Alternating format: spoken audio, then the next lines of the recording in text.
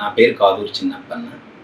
నేను మాజీ TTD chairman మరియు ప్రస్తుత రాజ్యసభ ఎంపీ వైవి సుబ్బారెడ్డి గారి దగ్గర గతంలో 2015 నుంచి 2019 మధ్యకాలం ఆయన ఒంగోలు పార్లమెంట్ సభ్యులుగా ఉన్న సమయంలో నేను ఆయన వ్యక్తిగత కార్యదర్శిగా ఢిల్లీలో విధులు నిర్వర్తించాను. వైఎస్ఆర్సీపీ ప్రభుత్వం అధికారంలోకి వచ్చిన తర్వాత నన్ను ఆంధ్రప్రదేశ్ ప్రభుత్వం వారు స్పెషలైజ్డ్ ఆఫీసర్గా ఆంధ్రప్రదేశ్ భవన్లో అపాయింట్ చేశారు. అపాయింట్ చేసిన తదుపరి నేను ఆంధ్రప్రదేశ్ భవన్లో విధులు నిర్వర్తిస్తూ ఉన్నాను. 31/5/2025 సిట్ నుంచి ఒక నోటీస్ వచ్చింది, విట్నెస్ నోటీస్ వచ్చింది. మీరు 2/6/2025 మీరు సిట్ ఆఫీస్లో అటెండ్ అవ్వమని వచ్చిన తదుపరి నేను అటెండ్ అయ్యాను.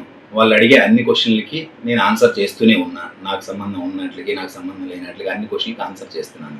వీడియో స్టేట్మెంట్ నాతో బలవంతంగా వీడియోను 6 సార్లు డిలీట్ చేసి వాళ్ళకి కావాల్సిన విధంగా రికార్డ్ చేసి డిలీట్ చేసి వాళ్ళే రాసి నాతో బలవంతంగా చెప్పించారు.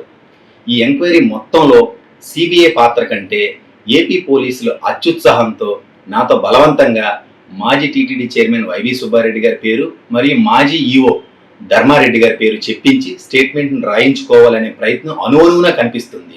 కనిపించడమే కాకుండా అందరూ ఏపీ పోలీసులు అందరూ నా చుట్టుముట్టి నువ్వు మా టార్గెట్ కాదు, మా టార్గెట్ వేరు, మా టార్గెట్ వైవి సుబ్బారెడ్డి గారు మరియు నా టార్గెట్ ఏవి ధర్మారెడ్డి గారు, నువ్వు మా టార్గెట్ కాదు అని పదే నన్ను ప్రోద్బలం చేశారు. సుప్రీంకోర్టు ఆదేశాల మేరకు పారదర్శకంగా జరగాల్సిన విచారణను వ్యక్తులను టార్గెట్ చేసి వారి పేర్లు చెప్పించుకోవాలనే విధంగా బలవంతంగా భయపెట్టి తిట్టి ఎంక్వైరీ చేస్తున్నారు. అత్యున్నత న్యాయస్థానం ఆదేశాలతో జరుగుతున్న ఎంక్వైరీని కూడా కుట్రపూరితంగా కక్ష సాధింపు చర్యలకు ఏపీ పోలీసులు వాడుచున్నారు.